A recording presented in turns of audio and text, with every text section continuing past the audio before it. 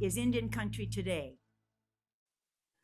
Esquili, yes, thank you for joining us. I'm Patty Thalahungva. A night of protesting in Minneapolis destroys a Native American media nonprofit building. McGeezy Communications caught on fire as embers from nearby buildings jumped to its roof. Organization leaders had security guards watching the building, including members of the American Indian Movement. But when the building caught fire, they were told to evacuate by the executive director, Kelly Drummer. This comes after days of protesting the death of George Floyd, who was being arrested by Minneapolis police officers. Melissa Olson, a contractor with McGeezy, helped move the archives on Thursday, hours before the place was destroyed. Laura Whitstock founded McGeezy Communications in 1977 to counter the misrepresentation and inaccuracies about Native people in the media. It produced a weekly radio show called the Native American Program. Today, McGeezy works with Native youth and continues its media training. The organization posted on Facebook, "Our McGeezy team moved the McGeezy Legacy Radio archives out of the building yesterday. Make no mistake, we safeguard McGeezy's stories because they are stories of resistance, hope, and justice." They included the hashtag Justice for George Floyd. A Shoshone-Bannock citizen is making transgender prison history. In July, Adri Edmo will become the first trans inmate in the country to receive gender confirmation surgery through a court order. Edmo is in prison serving time for sexually abusing a 16-year-old. At the time, Edmo was 22. A 15-year-old. She has been diagnosed with gender dysphoria, a condition that causes a person extreme stress over being born in a body that doesn't match their gender identity. While in prison, she tried twice to castrate herself before asking for the gender confirmation surgery. Her request was denied by prison doctors, so Edmo sued. Her legal battle lasted nearly 2 years, and her case went all the way to the Supreme Court. Now the state of Idaho must provide the surgery to Edmo. Good news for the Navajo Nation. President Jonathan Nez says the curve of positive COVID-19 cases is flattening, yet he's still telling tribal members to stay at home. This comes just weeks after the University of New Mexico researchers said there is no sign that Navajo has reached a plateau. In a Facebook Live post, President Nez said hospitalizations peaked on April 25th. That's 1 month before the Indian Health Services projected a peak date. Nez attributed the slowing to stay-at-home orders, curfews, and the strict weekend lockdowns. As border towns continue to reopen, there are concerns of another spike in positive cases. Nez thanked first responders, volunteers, and all frontline workers, and criticized the federal government over unequal distribution of funds and the delay in getting funds. Indian Country Today has confirmed the Navajo Nation has more than 5,000 positive COVID-19 cases as of today. And for the latest numbers of COVID cases in Indian Country, let's go to Jordan Bennett-Begay, our Washington editor. Jordan? Yate Patty, Yate Shikis Do Shidine. More COVID-19 cases and deaths are announced within 4 tribes. And here are our latest numbers from the database. There are 7,085 positive confirmed cases and 229 deaths in the Indian health system. Again, that's a total of 7,085 positive confirmed cases and 229 deaths as of this morning. In Arizona, the Salt River Pima Maricopa Indian community reported 1 more case, giving the tribe a total of 35 cases. And the White Mountain Apache tribe in Arizona announced 13 more cases and 1 additional death for their community. This gives the tribe a total of 659 cases and 7 deaths. And again, one of those deaths was an individual who lived off the reservation. And the Mississippi Band of Choctaw Indians in Mississippi reported 45 new cases. The tribe has a total of 564 cases with 330 active cases and 234 individuals who have recovered from the virus. And the Navajo Nation, which spans across Arizona and parts of New Mexico and Utah, reported 100 new cases and 8 additional deaths. So tribal officials say they have reached a total of 5,044 positive confirmed cases and 167 total deaths. And approximately 1,745 individuals have recovered. And now the Navajo Nation will be going to the 8th weekend lockdown this weekend. yet another weekend lockdown. All right, Jordan Benebigay, thank you. Yeah. And we'll be right back.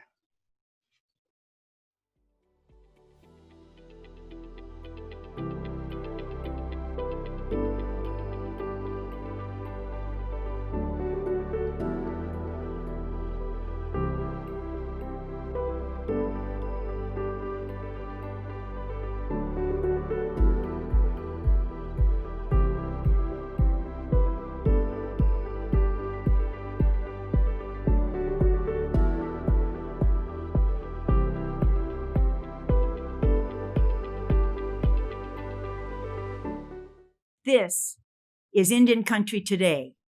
Welcome back. On Fridays, we have our reporter roundtable, and today we have breaking news. So we've invited a community member to also join us here today. So we have with us Melissa Olson, and she's a community consultant with McGeezy Communications. She's also a reporter and producer at KFI Radio in Minneapolis. Welcome, Melissa. Hi, thanks for having me on, Patty. All right, thank you. And also joining us today is Savannah Marr. And Savannah is a reporter with Wyoming Public Radio. Welcome, Savannah. Thanks, Patty. Let's start with you, Melissa. You know, the breaking news overnight, the riots that have taken place, the protesting that's been going on there, it reached Indian Country. And tell us what happened to the McGeezy Corporate Communications building. Sure. So Nikazi is located about a half a block away from the 3rd Precinct, which is really the focal point of a lot of the protesting and a lot of the activity in South Minneapolis last night. And when I say half a block, I mean truly half a block away. So the building did not so much get set fire to as much as it was as it caught fire. There were fires basically surrounding the entire building, which is in the middle of the block. And some of those embers apparently fell on the roof. And around, I guess, 2 or 3 a.m., Kelly Drummer, who is the executive director, who was there with her husband and their daughter, made the choice to evacuate the building. As I believe it's now been on fire since about that time. We saw on a TV news report coming out of the city there that the roof had collapsed. And I understand that there were some guards outside. You know, and Patty, I just want to let you know that I'm at home, and if you guys hear some background noise, my big old dog is here, and he's also been very, very anxious. Everybody's very, very anxious here in Minneapolis, and that includes him. But I want to say, and that's him talking to us. Oh, well, you can reassure him. You're right there with him. Yeah. I'm going to go on mute for just a second. Maybe we could talk a little bit more if Savannah wants to join in a little bit. All right. So we'll let Melissa take care of her dog here. But understandably, yes, there's a lot of tension. So we'll come back to her in just a bit here. So Savannah, you've been covering the COVID positive cases there with tribes in Wyoming. And recently you had a story with 3 family members who passed away from this virus. Yeah, so the Wheeler family, or the extended Wheeler Moss family here on the Wind River Reservation, in early March, a couple of family members went to visit a relative at the Showboat Retirement Center in Lander, which is where I live. It's a border community right outside of Wind River. And that facility, a few days later, it was announced that there was a full-blown outbreak there. And before long, 14 members of the Wheeler family had tested positive for COVID-19, and 5 at some point were hospitalized, and unfortunately 3 members of the family died all on the same day on April 20th. Larry and Gloria Wheeler, who were a married couple in their 70s, they had been married for 50 years and were really sort of the pillars of this family, and their 55-year-old daughter, Dawn Wheeler, all passed on April 20th. It just, when you hear 3 family members and then how many of them in the family tested positive, it really just drives home this point of how contagious this virus is. Absolutely. And I think one thing that tribal leaders on Wind River have been raising as an issue since the beginning is that there's a housing crisis on Wind River. The federal Indian housing programs here have been underfunded for decades now, which has resulted in a lot of overcrowding in tribal homes. And that seems to have played a role here. You know, Don, Larry, and Gloria all lived in the same home with at least 5 other tribal members and family members. And another household in the family, it sort of swept through that entire household. So it really highlights how that underfunding has put a lot of people in an unsafe situation always, but especially during this pandemic. It's such a sad story. I just can't imagine what the community is going through right now. Absolutely. And, the Wheelers are 3 out of 6 Northern Arapaho tribal members who have now died of this illness. And, 6 out of, I believe we're at 15 total deaths here in Wyoming are Arapaho tribal citizens. So it's really hit this community especially hard. Now, there was another story from the Northern Arapaho tribe, the 5th person who died there. The 5th person, I'm not sure who exactly the 5th person was. Do you have the? It was a man, I believe. He died, and just the number of how many cases there are in the state, and then how many of them are Native American. Yes, absolutely. So right now, the State Department of Health's data shows that about 30% of the confirmed cases are Native people. It's a complicated number because Wind River is actually doing far more COVID-19 testing than any other community in the state. The Northern Arapaho Tribes Clinic, which is run by the Northern Arapaho Tribe through a 638 contract, they've been offering testing to any tribal member who wants it, whether they have symptoms or not, since late March, I believe, and they've tested thousands of tribal members, and the number that they've tested has consistently hovered around 30% of all the tests that are conducted in the state. So it's complicated. It's not really clear. It's probably a combination of things like risk factors like housing, which we talked about, which might be causing the illness to spread more quickly on Wind River, but also a lot of it is just that there's a huge amount of testing going on Wind River. And also the tribes, even though the state is reopening, the tribes continue to have stay-at-home orders in place. Yes, they do. And the stay-at-home order has been extended through the end of June. And that's really been a theme these last couple of months, is the tribes being very proactive and taking these really very aggressive measures to slow the spread and stop the spread. Tribal members even face jail time, possible fines for breaking this stay-at-home order. Meanwhile, the border communities of Lander and Riverton and Hudson have all opened up now that the state has allowed for easing of certain restrictions. So tribal leaders certainly say that that makes it harder to enforce a stay-at-home order if people are going into Riverton to do their shopping at Walmart, or going to a restaurant in Lander or something like that. But yeah, the stay-at-home order is staying in place until the end of June. And I think tribal members are mostly following it. The leaders say that the biggest group of people that might not be following it is young people, like we've seen all over the country, I think. But yep, that'll stay in place until the end of June. All right.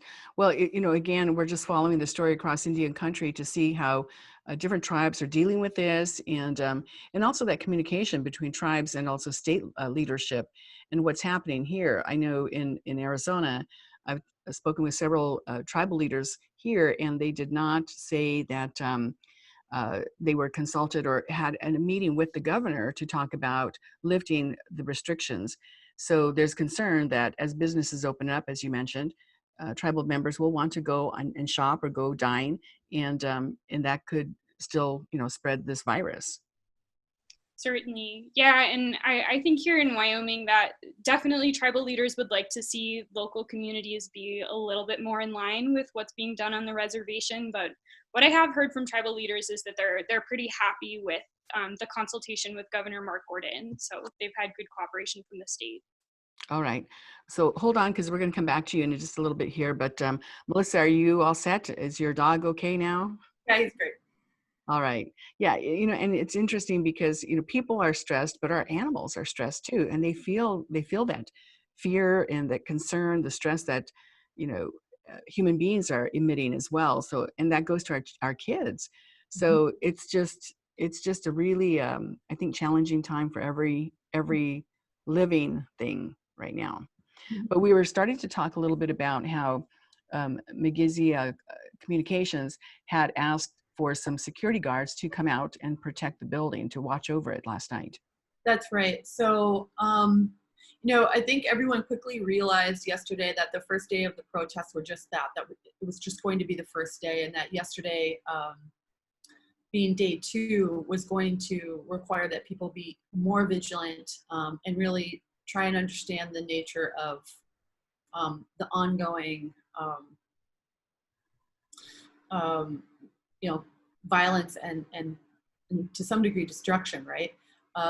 So I think right away, the impulse was to reach out to community groups that could help keep the building safe and the community safe. So they reached out to members of the American Indian movement, who I believe were on the scene last night for the better part of the night, in front of the building, and just generally letting people know that McGizzy is a Native-led organization, is a community youth place, is a place for creativity and for story making, and to try and safeguard it. Now, McGizzy, they have only been in this building for about a year.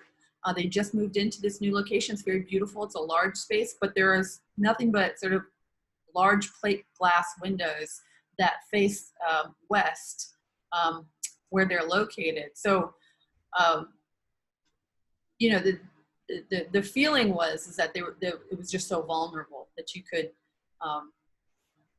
could see what was happening all around the neighborhood, and that McGizzy was right there in the center of it. We saw a Facebook posting that said just that there were people who were walking behind the building, and they had bricks and they were just knocking, breaking the windows. So, and it's dark, it's in the middle of the night, and people, it just, in that kind of environment, people really start to, I don't even know how to describe it, but there's that crowd mentality and that frenzy that happens. Well, here in Minneapolis, the urban Native community very much feels the pain of what's happening, and very much feel the pain of the death of George Floyd. This is a community that has experienced a lot of police violence. Obviously, it was the reason, part of the reason the American Indian movement came into being was in response to police violence. Many community members here know or have relatives who were themselves killed by police in Minneapolis. That is a common fact here. So as the protests have really erupted, there are a lot of Native people out there protesting themselves. Several friends right there around the 3rd precinct, if not. I don't know that I could say anybody. I was in contact with anybody who was absolutely at the front, but there were many people at the protest, and they feel that pain. They want to stand also with the Black community here in Minneapolis. I can't speak for everybody for certain, but that is the feeling here, that's very much a part of a shared story. Well, that is the history, and we are learning more about this. The one police officer who had his knee on Mr. Floyd, and so his history will be more examined. And from what we understand, he's had at least 2 encounters with an Alaska Native man and also a Native American man. Yeah, the officer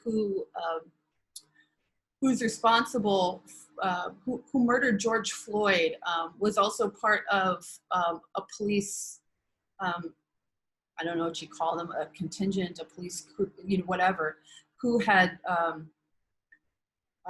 shot and killed a man here in Minneapolis in 2006. His name is Wayne Reyes. He is I grew up with him as a relative. He was my uncle's first cousin, somebody that they were very close to. I knew Wayne. When we learned that this was the same officer, it was extremely emotional, to say the least. So that is a shared history here in Minneapolis. Our two communities live side by side. They are relatives. Many of our community members are, Black and Native, and they certainly feel this as well as everybody else, and maybe doubly so in some cases. So yeah, that's, right here in Minneapolis today, we're still sort of, I don't know if we're even picking up the pieces yet. We're really still trying to comprehend everything that's happened.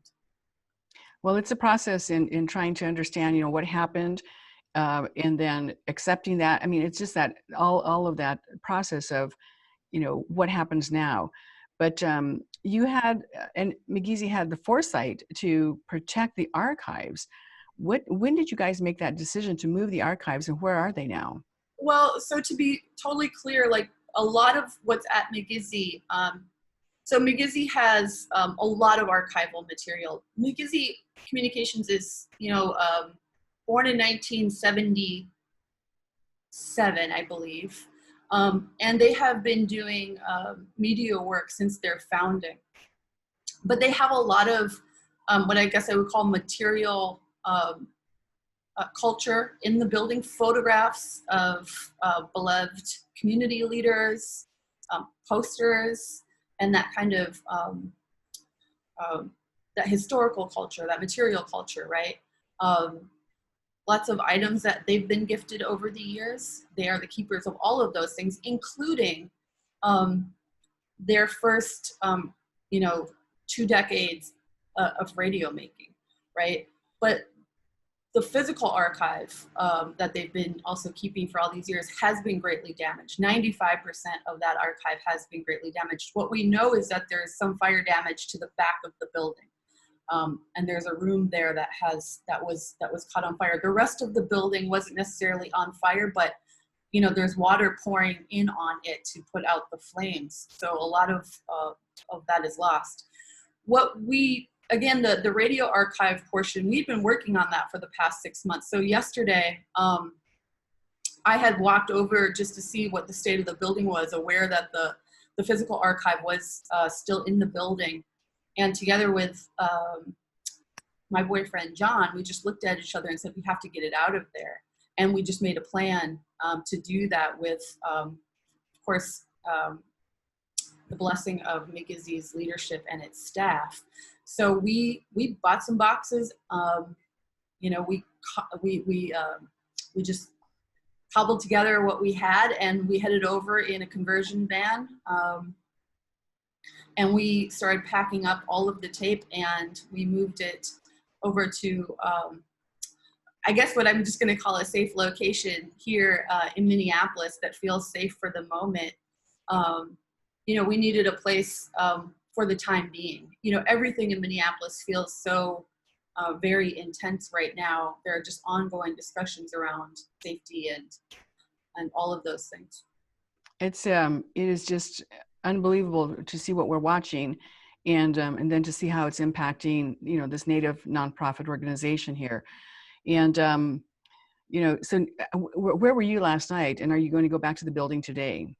So last night after, I am a volunteer community radio producer at KFAI in Minneapolis.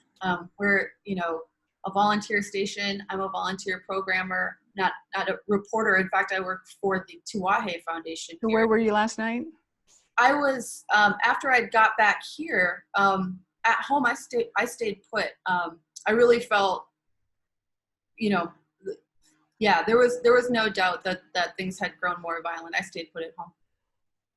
And are you going back to the building today, or have you been back there? I am not going back to the building today. There are reports that there are still fires smoldering along Hiawatha Avenue, which is the main corridor which runs through South Minneapolis. So for the moment, just trying to stay organized and stay safe here on this side of town. All right. Well, Melissa Olson, we really appreciate you joining us today. And again, Melissa is a community consultant with McGeezy Communications. Thank you so much, Melissa. We appreciate you being here today. Patty. All right. And I want to go back to Savannah Marr. And Savannah, thank you so much for joining us as well. One quick note on the tribes there in Wyoming. Sure. I guess I'd just like to say that, you know, even though they've been hit very hard, they're also working really hard to support their communities through this tragedy. Things that come to mind: the Shoshone tribe's buffalo herd harvested 2 of their buffalo and donated the meat to members of both tribes. Both tribes are providing quarantine housing for anybody who needs it. So they're doing a whole lot to keep people safe. Okay, Savannah, thank you so much for joining us. And thank you for watching. Take care of yourselves. Your life is precious. We'll see you again on Monday.